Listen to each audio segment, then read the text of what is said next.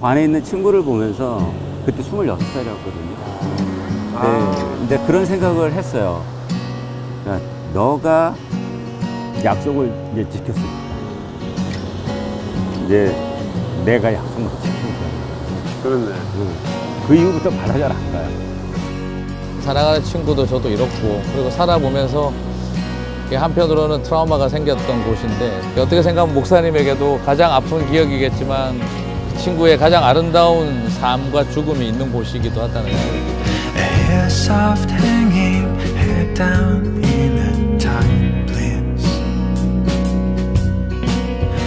멀타 에스닉 그룹을 위해서 전심으로 사역하시고 변함없이 그 사역의 열매를 맺는 목사님 모습 보면서 참 많은 도전을 받았고, 하나님의 백성으로 살아갈 수 있는 어떻게 살아야 하는지를 가르쳐 주셔서 너무 감사드리고 있어요. 청년들을 향한 마음을 함께 해주셨으면 좋겠고요. 사랑합니다. 사람의 눈치보다도 하나님의 눈치를 더 보시겠다고 늘 말씀하셨어요. 내가 목사란 옷을 벗어놓는다면은 정말 나란 사람은 그리스도인으로서 어떤 모습일까, 그런 고민을 좀 사실은 했었어요. 그게 아니라 난 좋은 그리스도인이 돼야 되겠다. 그러니까 좋은 목사가 된다라는 것은 그냥 좋은 그리스도인, 하나님 앞에 세워진 그리스도인이 되면 되겠다. 거기에 집중하자. 때로는 목사로 존경받고 싶은 마음도 있고 형제처럼 여겨주고 싶은 마음도 있는데, 둘 다 갖고 싶은 건 내 욕심일까. 정말 하나님 앞에 신실하게 살았느냐라고 얘기하면, 내가 정말 믿는 사람일까? 그러면 참 할 말이 없는 거예요.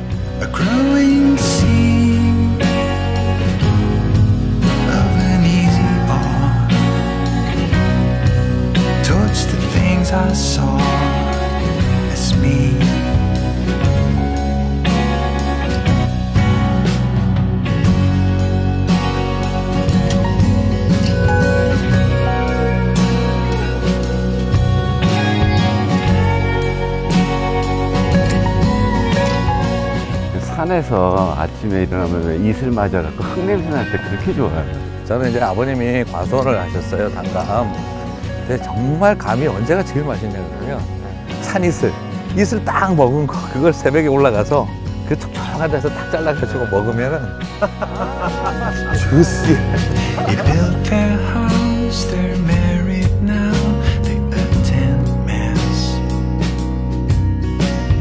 Science boy used to burn things with this magnifying glass. I see him still, I know he knows it's in his eyes. We never talk now, we simply get on with our lives. 그리고 너무 오랫동안 이게 계층 구조론에 익숙해져 있다 보니까 뭐가 있냐 그러면은 우리는 뭐든지 동등해야 친구가 될 수 있다는 생각이 강해요. 그러니까 입사 동기니까 친구. 근데 이 녀석이 먼저 남들보다 과장을 달았다. 그럼 그 다음부터는 얘하고는 같이 못 놀아. 예. 그러니까 이게 나이가 다르다 그러면은 친구가 될 수 없다는 생각을 하고 있고. 직급이 달라도. 예, 직급이 달라도. 그게 그 조선 시대 때는 그렇지 않았다고 그러던데. 네. 그게 일제시대 넘어오면서 일제가 일제 잔재예요. 예, 잔재죠. 예. 계급화시키고 군대화시키면서. 네. 그 생각보다 미국이라는 나라 와서도 나도 되게 많이 놀란 게, 일본도 그랬거든요. 일본이 신입사원 환영식을 하면 맨 앞자리에 동경대 출신들을 자리를 준대요. 우리로서는 상상도 못하죠. 근데 미국도 보면은 졸업식 할 때 성적 제일 좋았던 애들 맨 앞에 앉히거든요. 고등학교 졸업식 할 때도. 그게 나도 보면서 사실 난 처음에 와서 되게 놀랐어요. 우리 한국에서 고등학교 졸업식 한다고 1등 앞에 앉히다가 1등 한 애들 앞에 두 줄에 앉혔다가는 난리 나죠. 난리 나죠. 네. 부모들이 달 들고 일어나서 우리 애가 뭐냐. 그래서 좀 제가 약간 놀란 게, 이게 아너 베이스의 컨셉하고 이제 그 사람의 수고와 실력에 대한 배려. 근데 또 하나 또 우선 거는 디즈니랜드 갔더니 돈만 많이 내면은 언제든지 또 맨 앞으로 갈 수 있다. 네, 그거에 대해서 그렇게 그것도 상당히 당황스러워. 심각하게 반발 안 하잖아요, 미국은. 근데 난 처음에 되게 당황했어요. 네. 되게. 그 옛날의 식으로 하면 집에 돈 많은 애들이나 이런 애들한테 특혜 주는 것처럼 보이니까 우리는 그런 거 다 특혜로 생각하잖아요. 여기는 아니 걔들이 1년 동안 3년 동안 그렇게 노력해서 그런 좋은 성적을 거뒀으니까 당연히 언어를 해준다. 거기에 대해서 아무도 이상하게 생각을 안 해요. 그리고 뭐 공부를 잘한다는 거에 대해서 미국 애들이 기본적으로 이렇게 부러워하는 컨셉 별로 없어요. 오히려 미국 애들은 약간 놀리잖아요. 너드라고 그러죠. 놀리지. 중국 애들하고 인도 애들하고 한국 애들이 부러워하지. 맞아. 아니, 한국 애들이 부러워한다기보다 부모들이 부러워하죠. 한국 애들은 미워해.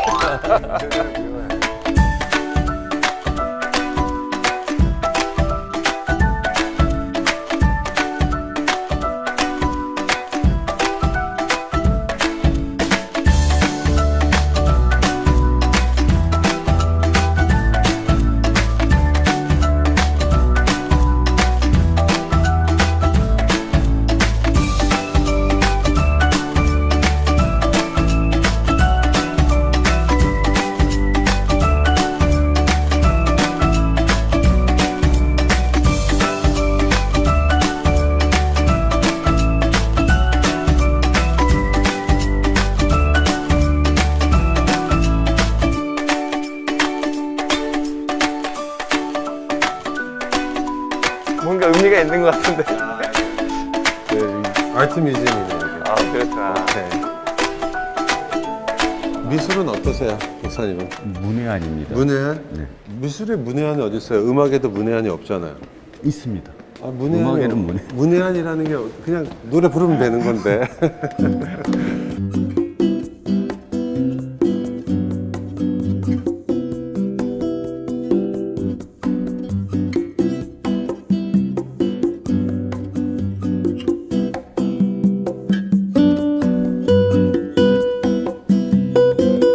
굉장히 사실적이다, 그림들이. 이거는 이제 넘어가기 전에 아직 그런 그림이 있기 전에 주로 정물화가 유행할 때 그림이에요. 정물화와 사실적인 풍경화들이.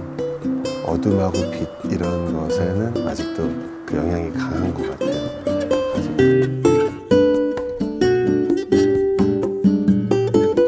이 페인터들이 굉장히 유명한 사람들이에요?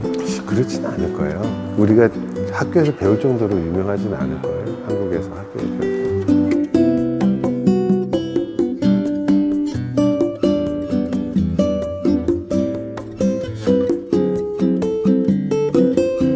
이게 누구 닮은 것 같지 않아요? 박 작가님 닮았나요? 박 작가님 닮았다는데?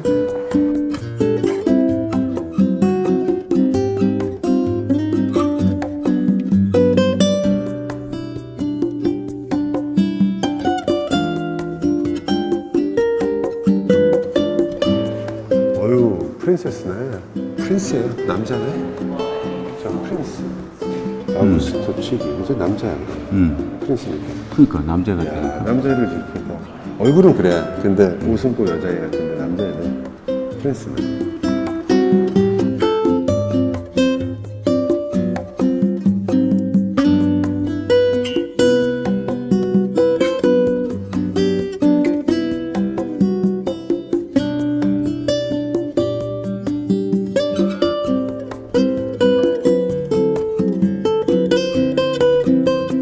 두 사람은 누굴까요? 마리아가 엘리자베스를 방문했을 때 장면인데 천사를 진짜 못 그렸네. 나올 거예요 여기? 제 조셉하고 자카리아스요. 요셉이고 스가랴.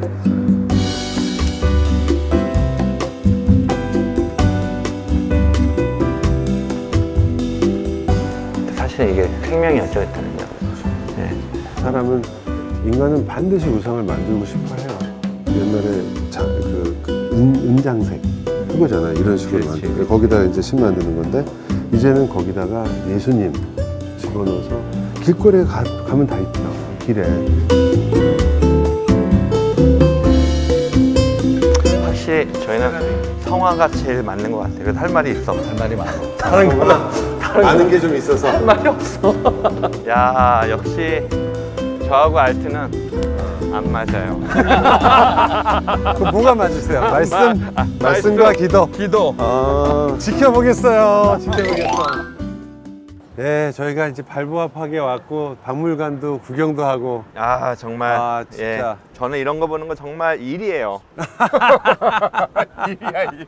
생각을 많이 해야 돼. 뭐 생각은 둘째치고 무슨 의미인지는 모르겠어. 왜요? 그 아까 보니까 제일 열심히 봤는데. 아, 성화는 좀 재밌게 봤어요. 아 그래요? 내가 아는 내용이니까. 아는 내용이니까. 네, 성화는 재밌게 봤어. 네. 아 이거 그 바리새인 예수님 시험하는 거구나. 이 동전을. 거기 로마 황제. 네, 왜 이 사람은 우리를 쳐다보는 게 그렸을까요? 눈이 되게 슬프다. 그러니까 이럴 경우 이게 이 그린 사람을 상징할 때도 많아요. 자기를 집어넣는 경우도 있고. 뒤에 사람은 굉장히 흐리고 네. 이 사람은 굉장한 슬픈 표정으로 쳐다보고 있잖아요. 그린 사람 얼굴이라고. 그런 경우가 되게 많아요. 자기 얼굴을 자화상처럼. 표현해가지고. 예수님이 마리아한테 관 씌워주는 거네. 저 위에 있는 게 하나님인 거예요. 당연히 마리아가 무죄하고 이런 걸로 기억한 것은. 요한계시록의 어떤 그림을 묘사하고 있는 것 같아요. 저거는 요한계시록에. 저도 참 좋았는데 모네도 좋았고 모네 그림도 좋았고. 접목덕인가요? 일종의? 터치 스타일로 한 거죠. 모네는. 붓터치로. 그 모네 그 그림 중에 이렇게 해변 그림 그거 이제 모네의 특징적인 그림이 나오는 초기 그림이니까 막 이게 참 멋있었던 것 같아요. 아 저는 개인적으로 진짜 고흐를 좋아하거든요. 그러니까 고흐가 잘 알려지지 않았는데 제 인생에 영향을 준 사람 중에 한 명으로 저도 고흐를 생각해요. 왜냐하면 막 자살했다 그래서 부정적인데 사실은 고흐가 탄광촌에서 전도사 생활을 했어요. 그렇죠. 근데 그 당시에는 목사가 되는 게 신분 상승과 같은 의미를 좀 가졌어요. 그래서 전도사 생활을 하면서 너무 깊은 절망을 하고 이 사람이 목사가 되는 걸 포기하고 그림을 그리기 시작을 했거든요. 그래서 제가 이제 꿈이 하나 로망이 있는 게 뭐냐 그러면 프랑스 루브르 박물관에 가서 그 고흐의 별에는 밤 그림을 보면서 고흐가 또 그림을 그릴 때마다 또 커피를 그 예멘 모카 마타리를 마셨다 그러죠. 정말. 그래서 그거는 또 몽커피예요. 그 거기 가서 이제 그 예멘 모카를 마시면서 별에는 밤 그림을 보며 이제 빈센트 음악을 듣고 스타리 스타리 나이 그래서 노래 가사가 보면은 Now I understand what you try to say to me 이게 이제 그러니까 나는 그게 되게 꽂혔어요. 그러니까 왜 이 사람이 인상파 화가가 되고 목사가 되기를 포기하고 난 다음에 그가 이런 강렬한 색깔과 인상 그 임프레셔니즘을 가지고 왜 이런 그림을 그리고 싶었고 그래서 고흐의 그림에 보면은 성경이나 이렇게 보면 구절들이 적혀 있는 게 보여요. 그 속에 자기 고민이 담겨 있어요. 그래서 그게 이제 보면서 예전에 왜 그가 목사를 그만뒀을까, 왜 자살을 했을까, 뭐 왜 돈 안 되는 그림을 왜 그렇게 그렸을까, 왜 그 가난한 그 사람들의 삶의 이야기를 그림을 그렸을까. 그게 이제 Now I understand what you try to say to me. 이게 이제 가슴에 팍 꽂혀 들어가고요. 목사님 보셨던 것 중에 어떤 게 인상이 확 남으셨어요? 저야 뭐 인상에 팍 남은 거는 마리아 막달라 마리아 그림. 네. 근데 이건 강렬하다. 굉장히 강렬하다. 이 세상을 해골, 죽음. 우리가 세상에서 누리는 것들, 세상에서 우리가 얻고자 하는 것들이 사실은 이 해골 같은 죽음인데 그러나 그것을 놓기는 너무 힘든 그 여자가 너무나도 절망적인 얼굴로 울고 있어요. 막 눈물이 터질 것 같아요. 근데 그 손에는 해골, 검은 해골을 들고 있는데 그 밑에 설명을 보니까 이 해골이 상징하는 게 세상, 세상에 즐기던 것. 근데 이거를 버려야 되는데 이 죽음을 상징하는 해골을 잡고 있으면서 버리기가 너무 힘든 그 모습을 보면서 아 저게 나의 모습이겠다. 이거 너무 좀 그런가? 지금의 모습. 나 옛날의 모습이겠다. 옛날의 모습이겠다. 옛날 모습이 아니라 지금 모습이라고 지금 얘기하는 것 같은데. 너무 강력하게 다가왔고 그게 주는 메시지가 정말 강력했어요.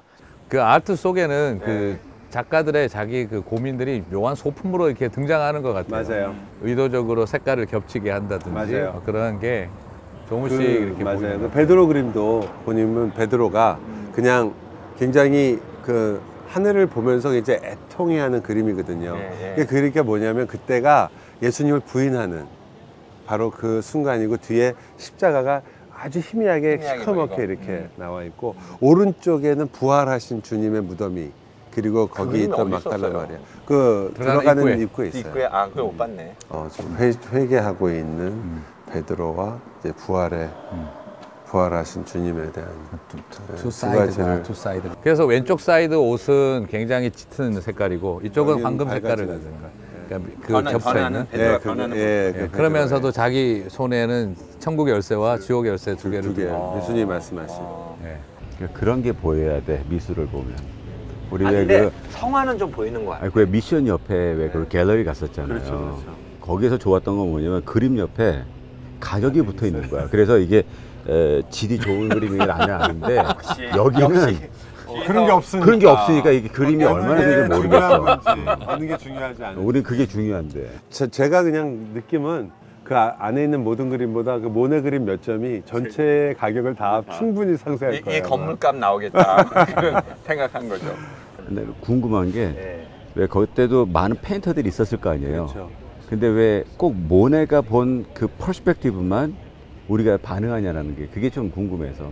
정말 많았을 거 아니에요 그때. 유명하잖아. 근데 그때 이제 그림이 나왔을 때 물론 모네나 고흐가 그렸을 때 처음부터 사람들이 그 그림을 좋아하는 건 아니에요.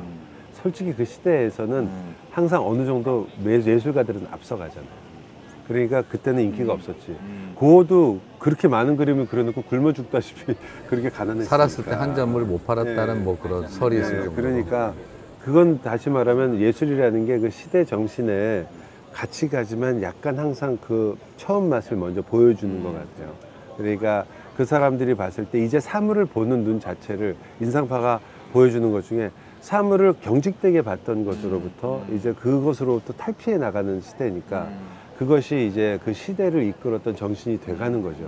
근데 나중에 보니까 사람들이 점점 아 그렇구나 이제 우리가 너무 정형화된 세계에 살았고 그런 것이 사회적으로도 나타나기 시작하니까 고흐 그림이나 모네 그림이 굉장히 이 시대를 보여주는 그림으로 나중에 중요한 그림으로 나타난 것 같아요. 물론 아닐 때도 있겠지만 고흐 경우는 좀 그런 경우. 그러니까 그런 의미에서는 목회자도 좀 그런 역할을 해야 되는 것 같아요. 어떤 예술가적인 역할, 좀 시대를 미리 선지자적인 역할, 시대를 미리 좀 얘기해 줄 수 있는 역할, 준비시켜 줄 수 있는 역할.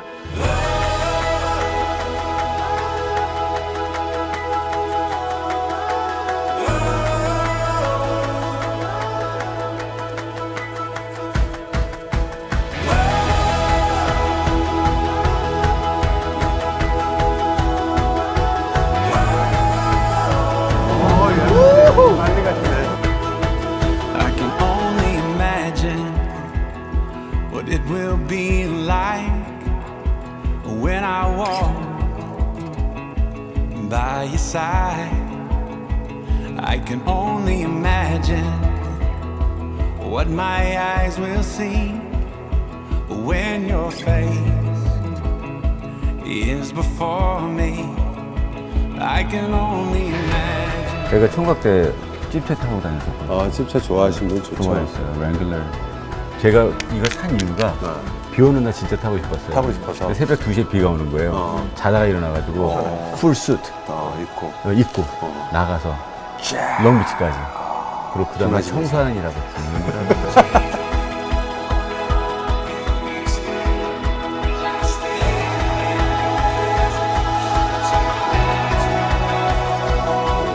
할리 데이비슨인데요. 오, 이게 할리 데이비슨. 이거 갖다 팔면 엄청난 돈이겠다 이거는. 그때도 길었네 이게. 그 디자인 컨셉이 변하지 않은 거예요, 그죠? 할리 데이비슨 타면은 뱃살 빠진다는 거.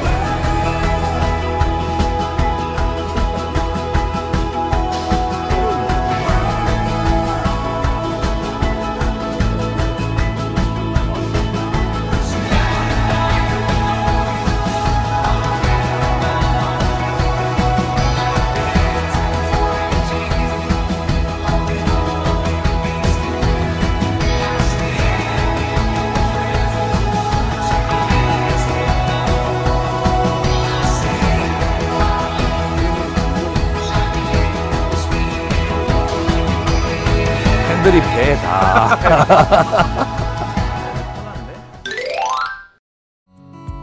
좋네요. 진짜 예쁘다 여기. 여기 건물들 예쁜 건물 많이 몇 개 있죠, 그렇죠? 예. 재팬스 가든 예쁘죠? 예쁘죠. 이쪽이 재팬스 가든 일로 들어가나?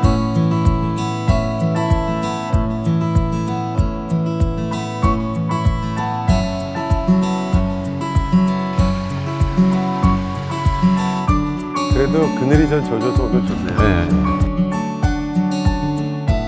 미국 사람들 중에 분재를 좋아하는 사람들이 꽤 있더라고요. 많습니다. 요즘은 점점 늘어난다면서요? 맞아요.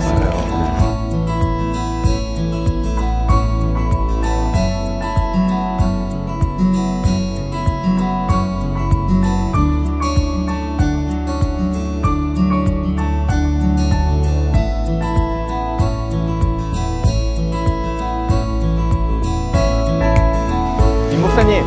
예? 아, 여기서 찍는 거야, 저렇게. 하나 잘 나왔으면 하나 보내주세요. 여기 같이 하나 찍어요. 4시. 멋있다. 자. 그러면 저거, 아이고. 알아서 찾아 들어가야지. 아, 들어갔어요. 하나, 둘. 머리 잘린다. 한 목사님만 크게 나오는데. 아니, 목사님 얼굴 제일 커. 나 그거 보고 안심하고 찍었어. 나 그거 보고 안심하고 찍었어. 진짜 이건 뭐야?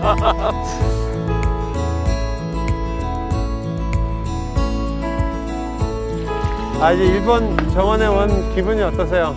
좋아, 나 일본 정원 너무 이뻐요. 아, 그래요? 예. 아. 위에 공기는 괜찮은가요?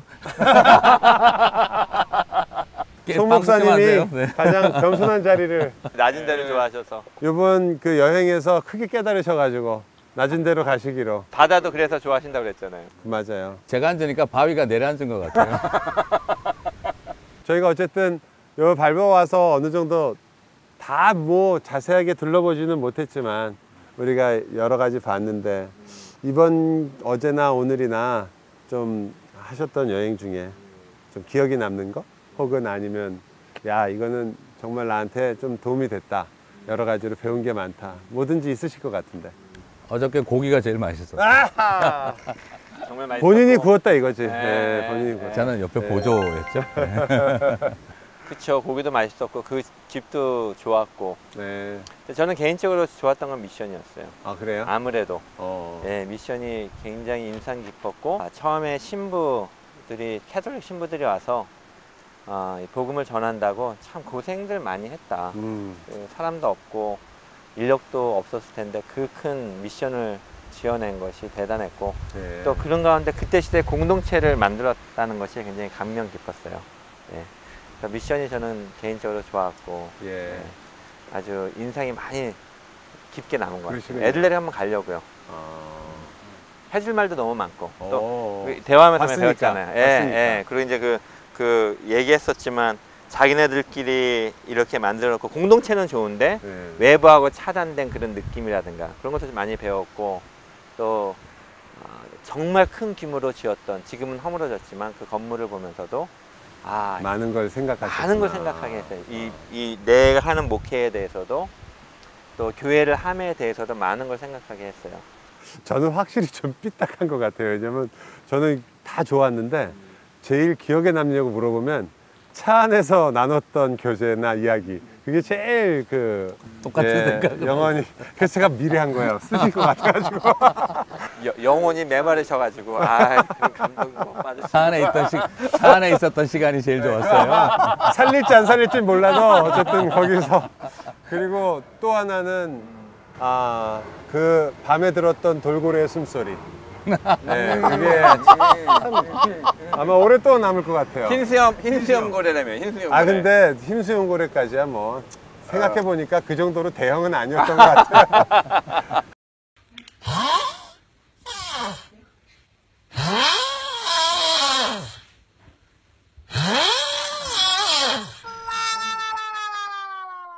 요번에 보니까 그 숨소리랑 패턴을 맞추니까 저도 모르게 잠이 들더라고. 그래서 네, 룸메이트가 저였습니다. 끝까지 안 가르쳐 주려고 했더니 또 송목사님 혹시 나라고 오해할까 봐.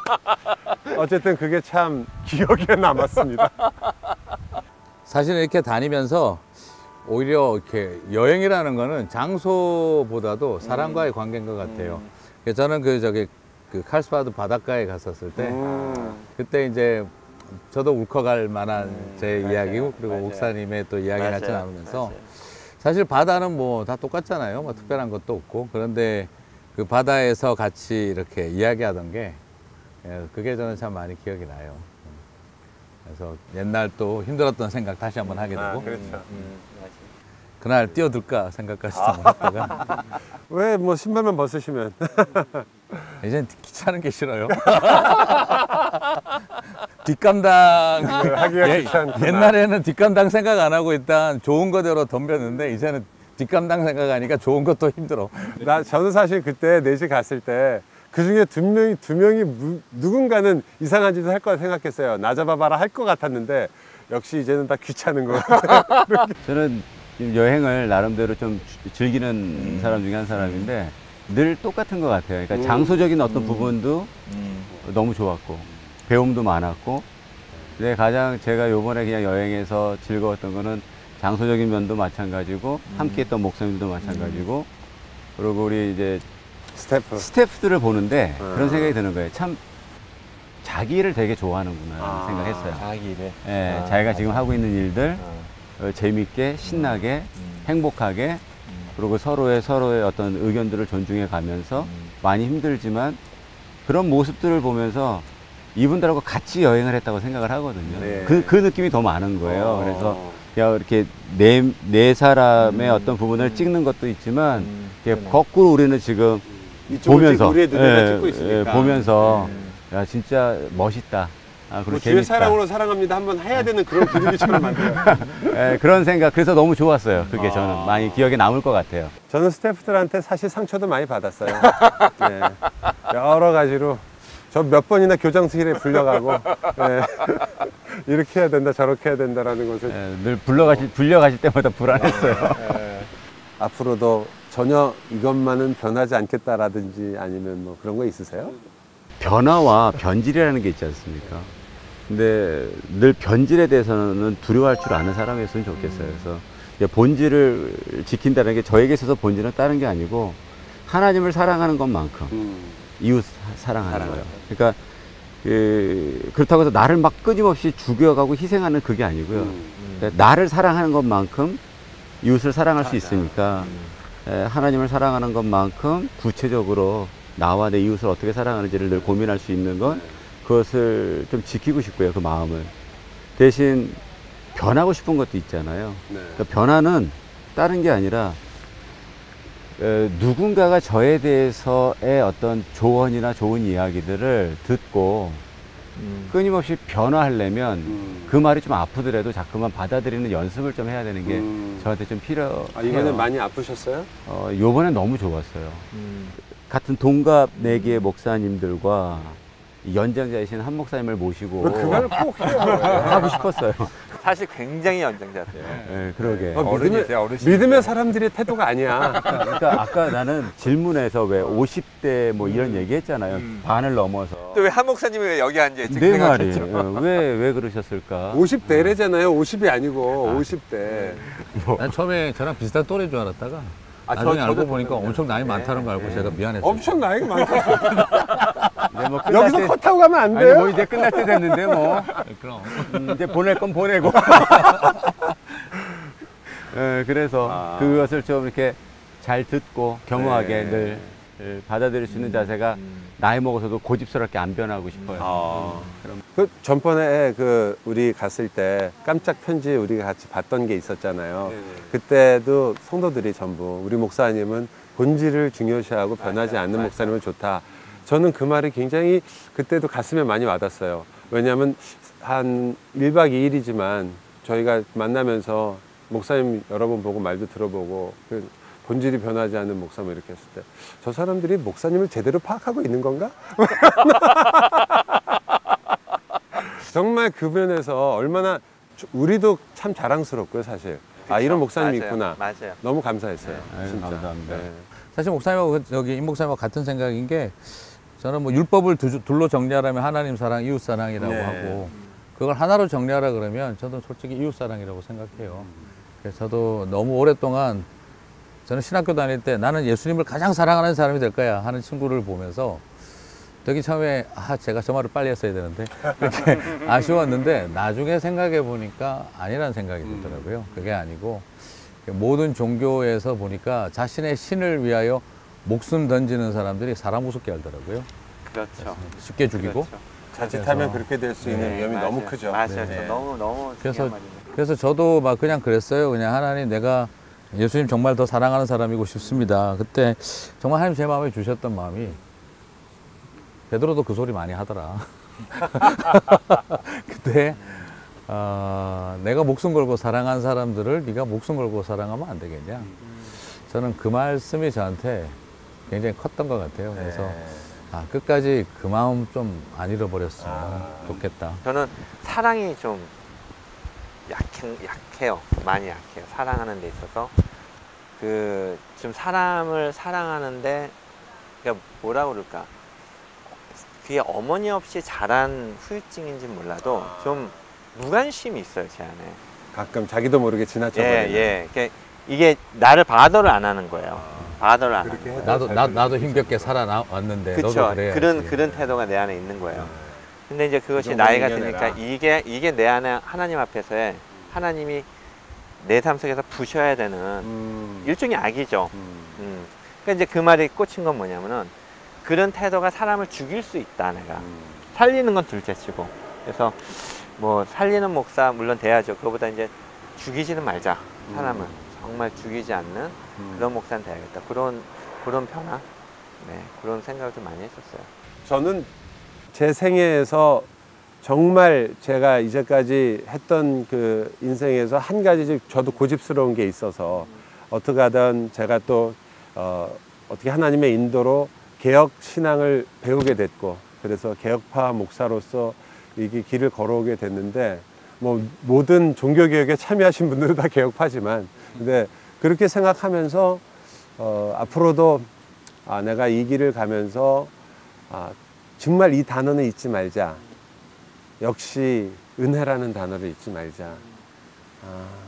내가 살아가는 것, 그리고 내가 교인들을 만나는 것, 우리 교우들, 은혜라는 단어를 기억하려면 내가 죄인이라는 걸 알아야 되잖아요. 내가 죄인이 아닌데 은혜라는 게 깊어질 수가 없으니까. 그래서 이걸 잊지 말자. 내가 설교를 할 때도, 교인들과 만날 때도 저분에 대한 판단을 하기에 앞서서, 내가 속상해하기에 앞서서, 저분들이 왜 내 마음대로 되지 않을까, 왜 말씀대로 살지 않을까, 왜 변화하지 않을까, 이런 생각하기에 앞서서 이게 우리가 같은 길을 함께 가면서 주님의 은혜로 여기까지 왔고 앞으로도 갈 사람들이다. 그거는 변하지 않았으면 좋겠어요, 제가. 근데 저희가 사실은 매주에 적어도 몇 편씩 설교를 하잖아요. 그리고 복음을 전하는데, 근데 우리가 전하는 그 복음이 과연 우리에게도 프리칭이 돼서 우리는 어떤 복음을 믿고 있고 내가 그러한 복음을 따라 사는가, 또 한번 생각해 볼 그런 문제인 것 같아요. 근데 사실 저 같은 경우에도 전에 목사님이 자기 방에다가 쓰신 말씀처럼 내 설교가 내 삶은 아니다. 속지 말자. 속지 말자. 그게 참 중요한 말이 아닌가. 그러면 어떠세요? 본인이 생각하는 복음, 내가 전한 복음, 그 복음은 오늘 나에게는 어떤 의미인가? 복음이라는 거는 저희가 어렸을 때 굉장히 큰 위로가 됐던 게 복음이에요. 제가 이민 오고 왜 부모님이라는 존재가 이렇게 한국에 있었을 때는 큰 산 같으신 분들, 그러니까 나에게 어떤 일이 있었을 때 늘 해결해 주실 수 있는, 특히 이제 아버님은 이제 그런 존재셨고, 근데 이제 미국에 이민을 하다 보니까 또 유타라는 곳에 이민을 가서 한국 사람이 없는 곳에 가다 보니까 그 산이 없어진 거죠, 저한테는. 그러니까 정말 오지에 혼자 있는 그 느낌이 되게 강했어요. 근데 그 전까지도 그랬고 그 이후로도 그렇고 그 어떤 것도 그 상황보다 더 두려운 건 없었어요. 그러니까 그 고등학교 시절이 가장 두려웠었거든요.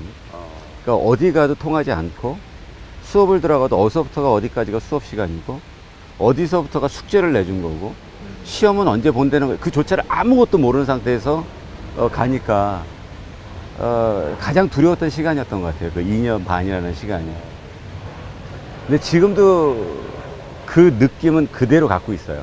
일부러 안 잊어버리려고. 그러면 저를 하여금 늘 초심 가운데서 본질을 지켜나가게 하는 것이 그래 내가 그랬었었지.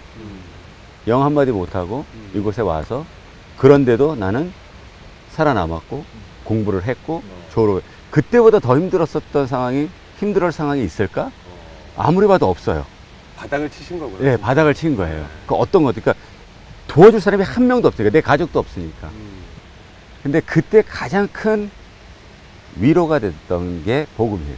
그러니까 그 복음이라는 게 어떤 literally 그 어떤 내용의 복음이 아니고요. 아버지였었어요, 그냥.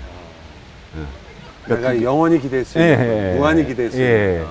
그래서 요새는 말씀을 전하면서도 어떤 내용을 전하는 것에 그 전에 많은 부분들이 고민이었고 연구였다면 이제 말씀을 전하면서 아버지 심정을 좀 많이 더 전달하고 싶어요, 성도들한테.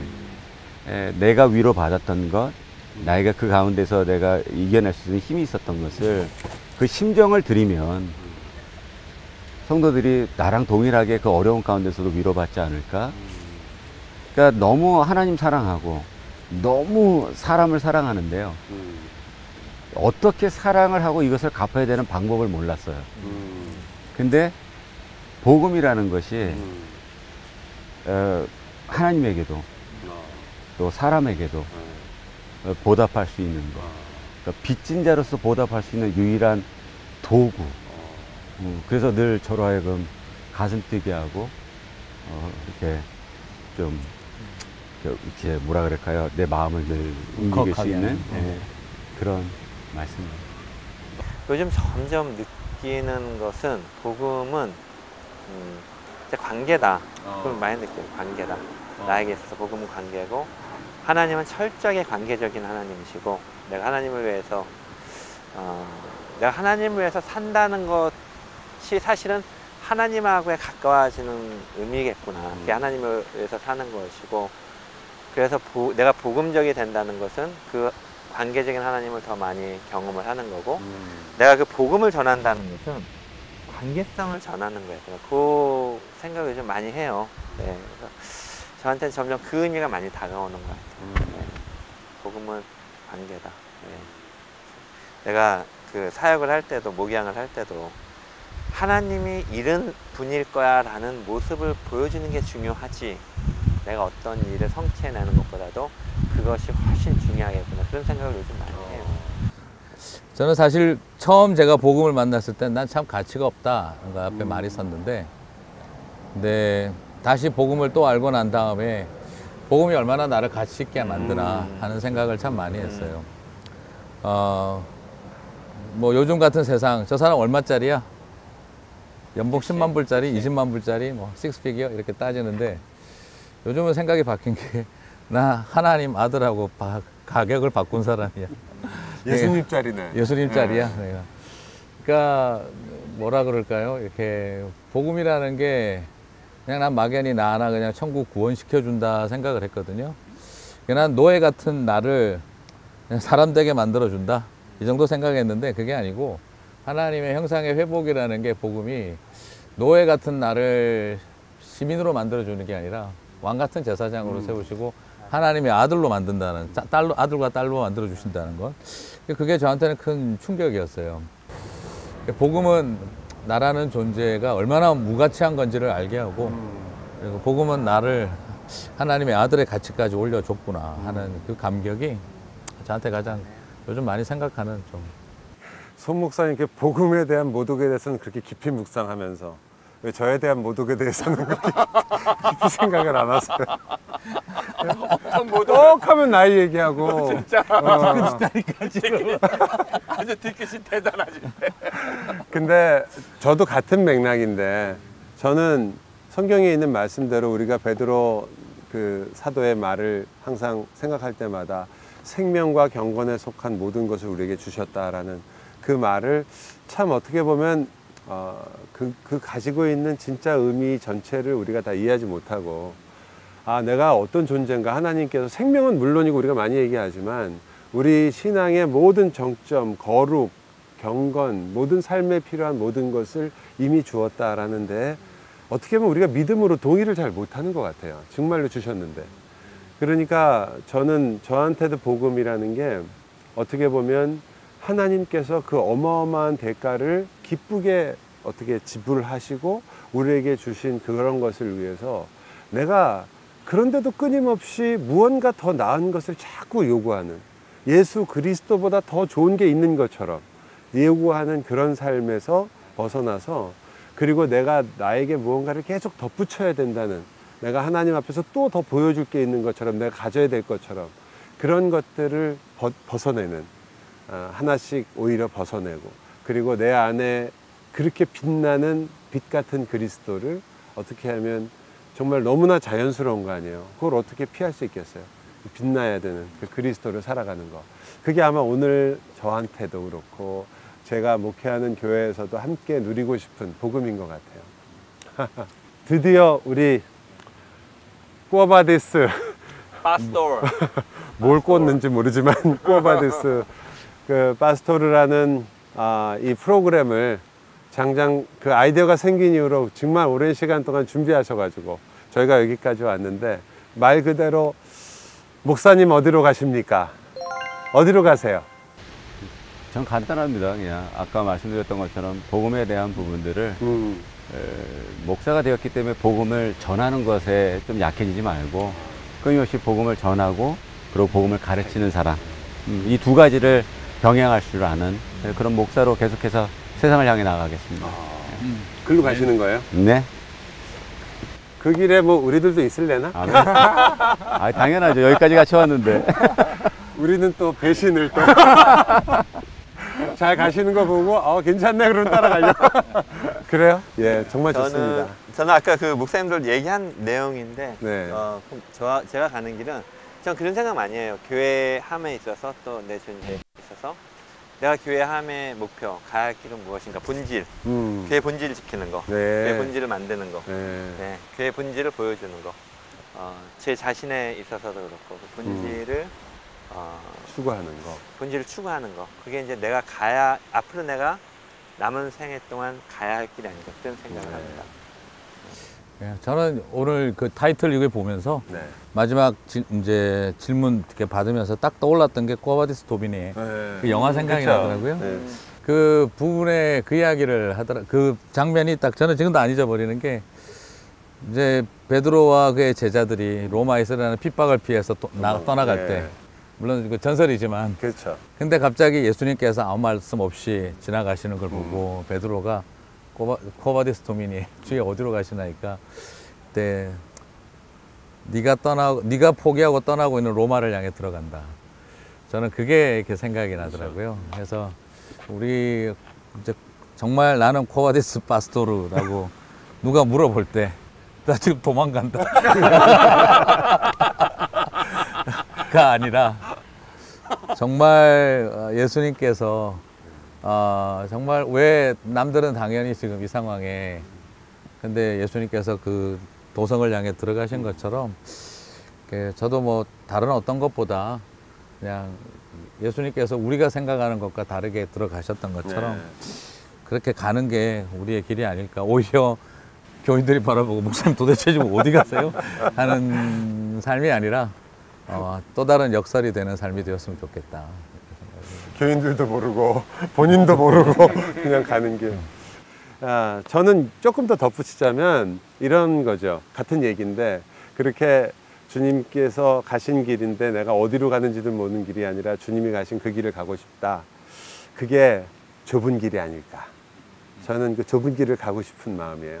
정말 넓은 길은 앞으로도 있을 거고 또 계속해서 우리들 앞에 유혹으로 남지 않을까. 지금 우리가 또 아직 50이시지만 사실은 지금으로 치면 젊은 소장파라고 다 그래요. 50이니까. 지금은 저희한테 비판의식이 있고, 그리고 한국교회를 염려하는 마음이 있고, 어떻게든지 교회가 바르게 되고자 하는 것을 원하는 마음이 있는데, 그 마음이 바로 좁은 길에 속하지 않겠어요? 넓은 길은 사실 편한 것, 오로지 성장, 혹은 오로지 우리가 가지고 싶은 우리의 편안함, 이런 것들이 사실 우리 앞에 널려 있는데, 거기서 세 분이 말씀하신 것처럼 그 좁은 길, 그 맞아요. 길을 걸어가는 거. 너무 오랫동안 예수님이 가신 길을 안 따라간 게 교회의 길이 아니었나. 요즘 그래서 어쩌면 사람들이 예수님에게 물었던 질문하고 아니 왜 지금 이 상황에 지금 왜 저리기로 가십니까? 그렇죠. 라는 의도로 물었던 질문이 아니라 요즘은 거꾸로 오히려 예수님과 반대 방향으로 가고 있으니까 목사님 지금 어디로 가고 계세요? 라는 질문이 나오고 있는 게 아닐까. 사람들이 오히려 성도들이 물어보는 거죠. 목사님 좀 어떤 길로 가시냐고. 교회는 도대체 어디로 가고 있습니까? 저는 좁은 길에 대해서 제가 갖고 있었던 기본적인 생각이 좀 고난의 길이니까 그렇게 생각했는데 오늘도 그렇고 가끔 산책을 하면 좁은 길을 이제 오솔길 같은 데 산책하잖아요. 쏠쏠하게 재미가 있어요. 그 길도. 네, 거기도 들국화도 피고요. 코스모스도 피고 아름다운 꽃도 있고 하늘에는 참 아름다운 별들도 뜨더라고요. 근데 정말 좋은 길도 될 수 있고 그러면서도 험하지만 그 가야 하는 주님 때문에 아름답지만 그러나 주님 때문에 고난의 길은 그 길을 함께 가면 참 얼마나 좋을까. 그 길에 가다가 만나면 서로 인사 좀 하시고. 아멘. 수고하셨습니다. 박수 한번 쳐주세요. 그렇죠. 네, 감사합니다. 감사합니다. 방송은 보셨어요? 네. 어떠셨어요? 저는 배밖에 안 보이던데. 너무 이쁘게 나와가지고. 그래요? 목사님 목사님이? 아니 나는 실물이 더 낫죠. 실물이 더 낫다고? 지금 예수 믿는 사람으로서 거짓말을 해도 되는 거야? 내가 여기서 그 브레이크 밟으면 튀어나가는 거죠? 브레이크가 있어 있겠네? 브레이크 아닐까요? 그거 나 브레이크 있네. 그치가 나 않아, 위험해서 이거. 내릴래. 그 운전자가 지금 브레이크가 어떤 건지 몰라. 이번에 보니까 제가 또 그렇게 뭐 나쁜 사람은 아니더라고요. 다 얘기를 들어보니까 저보다 더 악독한 사람들이 많더라고요. 보니까요. 그냥 목사님 좋다고 해주는 거예요. 그런 건가? 그래서 자신감을 얻고 힐링 아닌 힐링을 받고 또 한 힐링 시키고 힐링 매일 되고